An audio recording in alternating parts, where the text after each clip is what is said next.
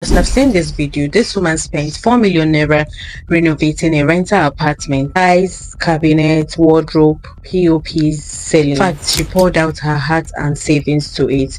Then she got an eviction notice.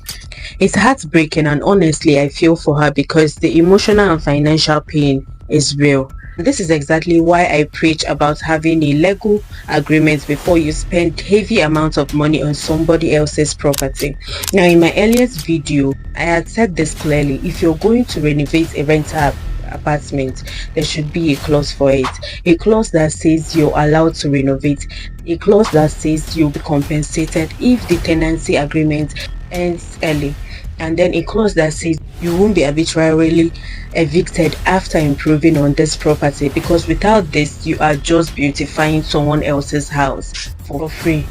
Now, from the look of the video, we are probably way past that agreement stage. So if you have already made improvements without a written agreement and the landlord or caretaker turns on you, then what will you do? First, do not pick up that hammer. I repeat, do not pick up that hammer. Here's why. I know it hurts, but if you destroy the property, then you will destroy all the evidence of everything you must have done on that property. You must have destroyed the evidence of the value you must have added to that property. And worse still, you expose yourself to fresh lawsuit for malicious destruction of the property. It means if the landlord decides to sue, you could lose more than just 4 million. So here's what to do instead. Call a lawyer immediately, and here's why.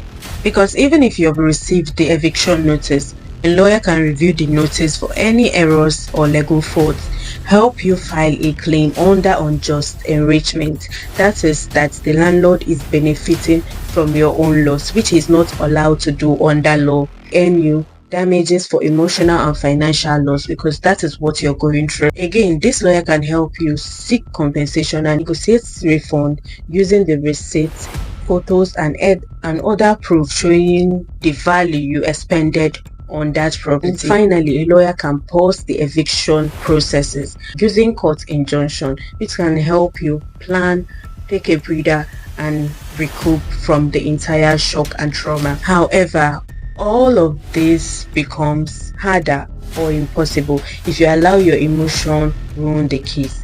Let the law fight for you, not the hammer. And if you want to know what exact clauses you want to look out for in your rental agreement, check out my previous video on 3 things you must know before you sign a rental agreement, attached down. This is simply legal. Stay safe, stay smart, and stay informed. Bye.